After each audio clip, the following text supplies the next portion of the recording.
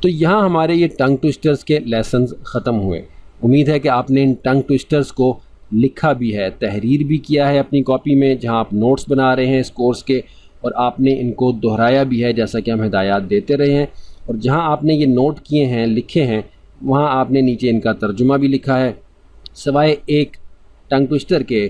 جو کہ can you can a can as a canner can can a can تھا، اس کا ترجمہ ہم نے زیادہ واضح نہیں کیا تھا، جس کا کہ مفہوم یہ تھا کہ کیا آپ کین کو ایسے کین کر سکتے ہیں جیسا کہ کینر کین کرتا ہے۔ اس کی تفصیل میں جانے کی ضرورت نہیں ہے، کیونکہ ہم نے بتایا تھا کہ تمام ٹنگ ٹوسٹرز کا بامعنی اور بامقصد ہونا ضروری نہیں ہے، لیکن اس میں کوئی بات کی جاتی ہے جو کسی حد تک سمجھی بھی جا سکے، لیکن زیادہ مقصد اس کا آپ کی زبان کو مشقت میں ڈالنا ہے۔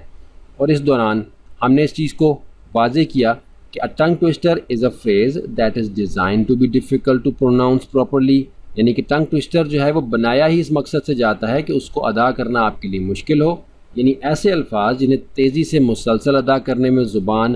مشقت محسوس کرے، یعنی کہ زبان توڑ جملے۔ اور ہم نے یہ وضاحت کی تھی کہ جس کی مادری زبان ہوتی ہے اس کے لیے اس زبان کے ٹنگ ٹوسٹرز جو ہیں وہ کوئی اتنی خاص اہمیت نہیں رکھتے، جسٹ فار فن سیک آپ ان کو کہتے ہیں، یعنی کہ صرف تفریح کے لیے آپ ان کو کہتے ہیں۔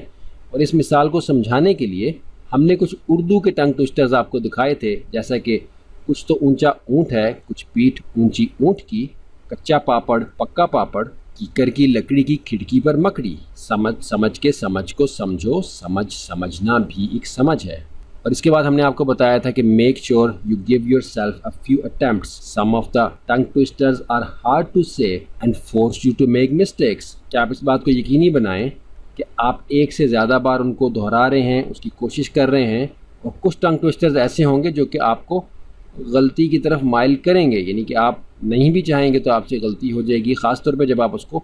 تیزی سے دہرائیں گے، لیکن ہم بار بار دہرا رہے ہیں کہ اس کا مقصد آپ کی زبان کو مشقت میں ڈالنا ہے۔ اور اس بات کا یقین کر لیں، ہم تحقیق کی بنیاد پر یہ بات کر رہے ہیں کہ کئی لوگوں نے ایم اے انگلش کیا ہوتا ہے، لیکن ایسی مشقت انہوں نے اپنے اس 16 سال کی تعلیم میں بھی اپنی زبان پہ نہیں ڈالی ہوتی، جس سے کہ زبان کو بولنے میں آسانی ہو،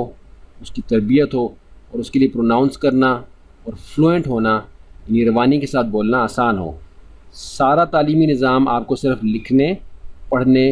اور یاد کرنے، اس کا کہ صحیح لفظ جو ہے وہ رٹا لگانے یا روٹ لرننگ کرنے پر انکریج کرتا ہے، اس کی حوصلہ افزائی کرتا ہے، جو کہ عملی طور پر آج کے دور میں اس ٹیکنالوجی کے ساتھ ایک نہایت نامناسب طریقہ ہے۔ لیکن افسوس کہ ہمارا تعلیمی نظام ابھی بھی اس سٹرکچر کو، اس سسٹم کو، اس سوچ اور اس فکر کو چھوڑنے کو تیار نظر نہیں آتا۔